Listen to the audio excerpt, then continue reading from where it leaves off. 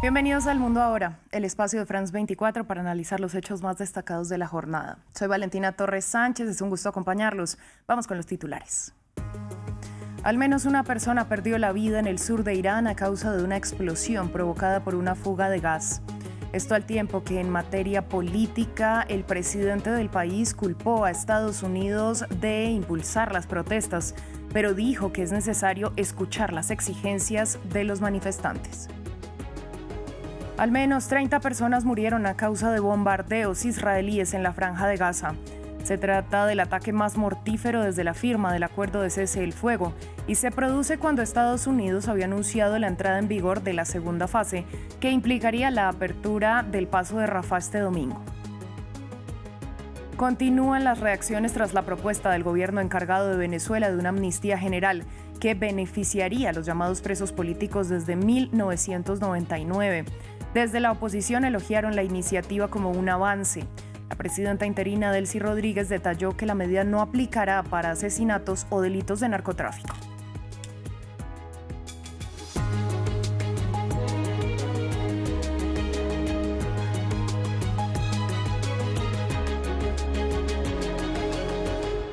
Damos inicio en Irán, donde poco a poco cede la tensión tras el reporte de una explosión en el sur del país. Los hechos ocurrieron en Bandar Abbas y las autoridades informaron que había sido provocada por una fuga de gas, con lo que descartaron cualquier ataque. Al menos una persona perdió la vida en los hechos. Ampliamos en el informe. Estas imágenes difundidas en redes sociales muestran la magnitud de los daños.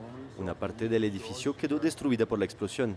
Comercios y numerosos vehículos resultaron dañados. Todo este barrio de Bandar Abbas, un puerto estratégico ubicado en el sur de Irán, se encuentra en estado de alerta. Equipos de rescate y bomberos fueron desplegados. Varios heridos fueron trasladados a los hospitales más cercanos. Las autoridades iraníes anunciaron la apertura de una investigación para esclarecer por completo este incidente. Y los bomberos atribuyeron por el momento la explosión a una fuga de gas. Previamente, los guardianes de la revolución afirmaron que ningún edificio de sus fuerzas navales en la provincia de Hormozgan habría sido el objetivo. Una explosión que ocurre en un clima de alta tensión con Estados Unidos por las amenazas de ataques de Donald Trump contra Teherán y su orden de desplegar una armada en el Golfo, incluyendo el portaaviones Abraham Lincoln. En reacción, el jefe del ejército iraní declaró este sábado que Teherán ha puesto a sus fuerzas armadas en estado de máxima alerta. Esto mientras que en materia política, el líder máximo de Irán, Ali Khamenei, visitó este sábado la tumba de su predecesor, el ayatolá Ruhollah Khomeini. A su vez, el presidente Masoud Pezeshkian culpó a Estados Unidos de impulsar las multitudinarias manifestaciones que iniciaron en diciembre, pero hoy mismo llamó a su propio gobierno a escuchar las exigencias de quienes protestan.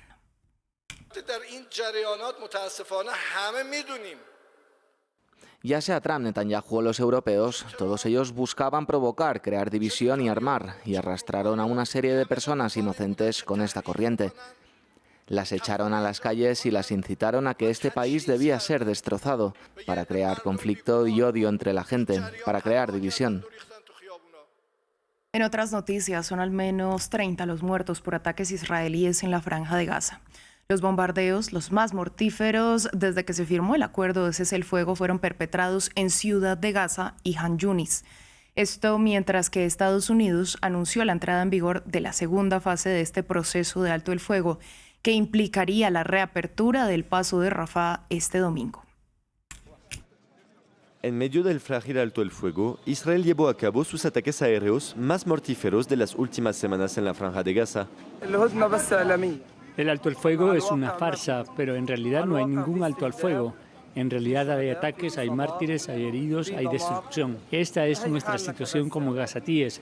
Estábamos durmiendo en nuestra casa y era un lugar seguro, no había nada allí, no había combatientes alrededor ni armas.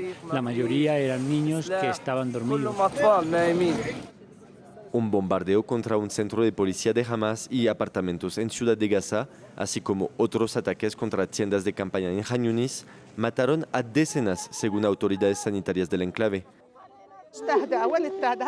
No hay alto el fuego. ¿Dónde está el alto el fuego? Pueden ver a los mártires con sus propios ojos. Una familia de 10 personas, la mayoría niños y personas mayores.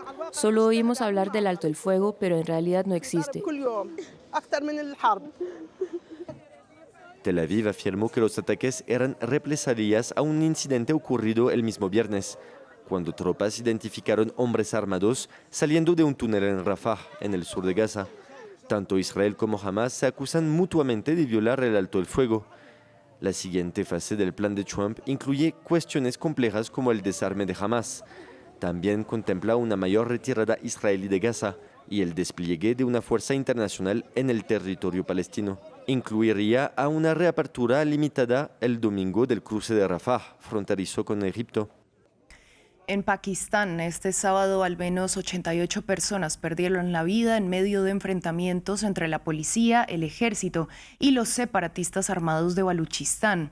Al menos 10 de los asesinados son civiles. Los hechos se registran luego de que ayer murieran 41 militantes del grupo separatista en medio de redadas de las autoridades.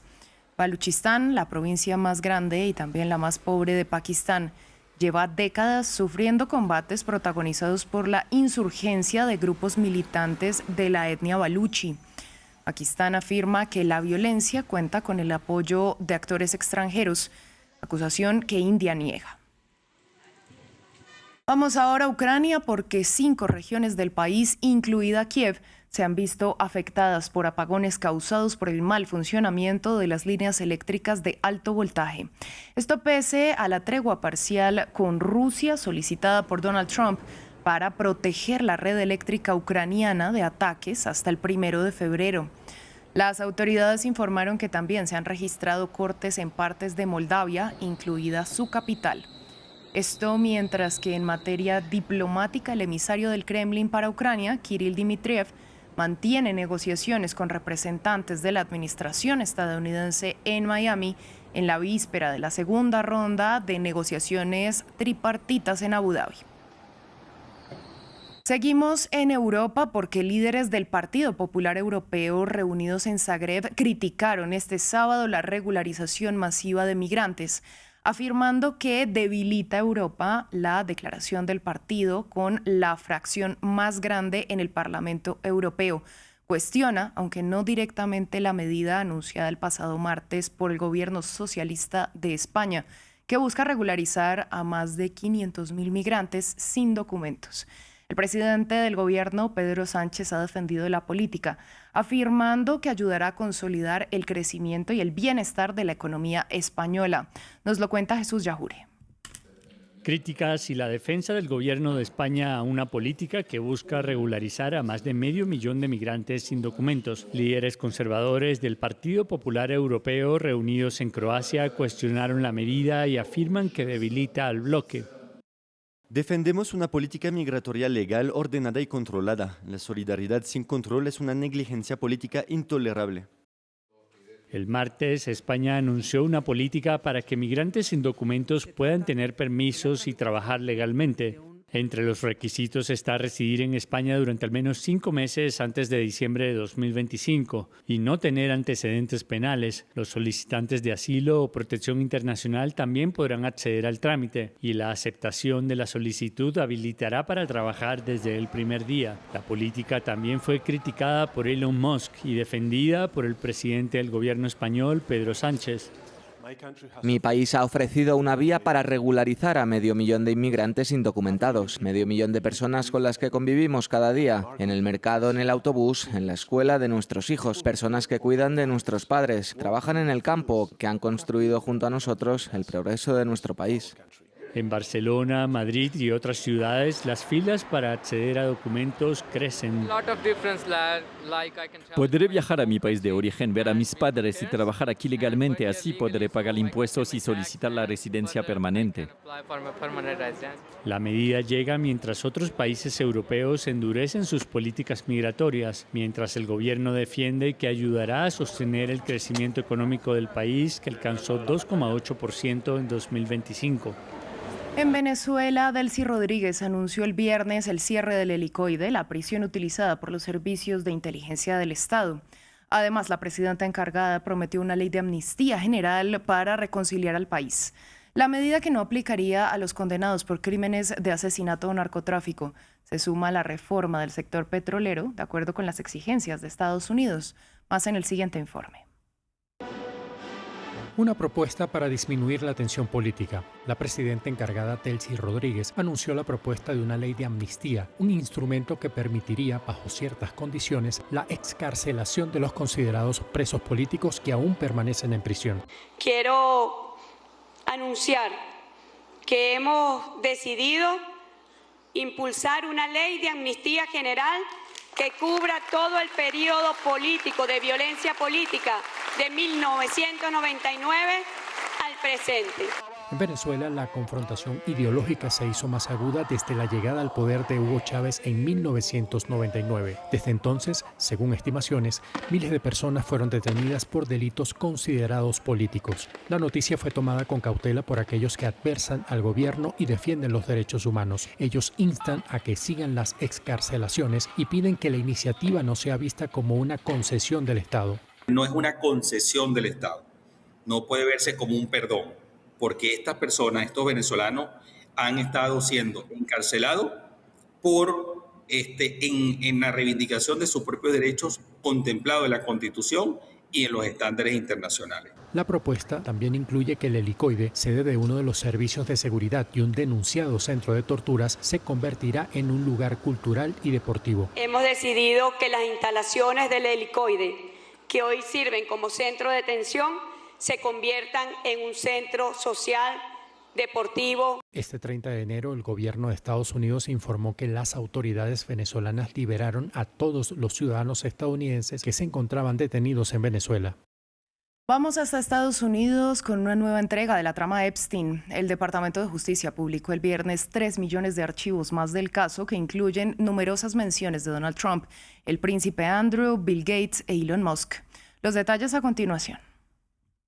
3 millones de páginas, 2.000 videos y 180.000 imágenes. Eso es lo que contenía el último lote de archivos publicados sobre el delincuente sexual Jeffrey Epstein. La publicación ordenada por el Congreso es la más grande hasta la fecha y se produce semanas después de la fecha límite del 19 de diciembre. Los demócratas en el Congreso criticaron al Departamento de Justicia acusándolo de no publicar todos los archivos.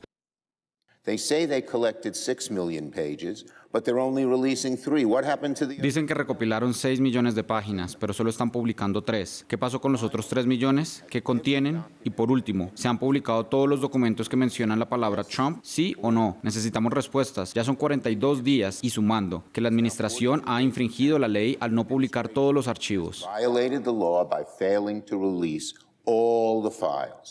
El fiscal general adjunto Todd Blanche dijo que el Departamento de Justicia había cumplido la ley aprobada por el Congreso. Puedo asegurar que cumplimos con la ley, cumplimos con la normativa y no hay nada. No protegimos al presidente Trump, no protegimos ni dejamos de proteger a nadie. El nombre del presidente de Estados Unidos, Donald Trump, aparece en miles de referencias. Esto incluye correos electrónicos en los que Epstein y otras personas compartían artículos de prensa sobre él y comentaban sus políticas o su actuación política. Nunca se ha acusado formalmente a Donald Trump de ningún delito relacionado con Epstein. Otros documentos incluidos en la publicación del viernes mostraban la correspondencia entre Epstein y sus famosos amigos y conocidos. Entre ellos se encontraban Andrew Mountbatten Windsor y Elon Musk, quienes discutieron planes para visitar la isla de Epstein en el Caribe. Musk respondió en X reconociendo que Epstein intentó que visitara la isla, a lo que él se hubiera negado. También hay un manual de 58 páginas para el personal de Epstein sobre cómo interactuar con el fallecido delincuente sexual y su cómplice Ghislaine Maxwell. En él se instruía a los empleados a no ver nada, no oír nada y no decir nada. Cerramos en Europa, puntualmente en Alemania y Polonia, donde las bajas temperaturas han dejado impactantes imágenes, entre ellas las del mayor lago alemán, el Müritz, completamente congelado. Al tiempo que en Berlín varios canales, también congelados, se han convertido en escenarios de juegos de invierno. En Polonia, las imágenes se repitieron, pero en el río Vístula, uno de los mayores del país, que iba congelándose paulatinamente. Así llegamos al final de esta emisión de noticias. A ustedes les agradecemos su sintonía. Les recordamos que pueden ampliar todo nuestro contenido en la web france24.com.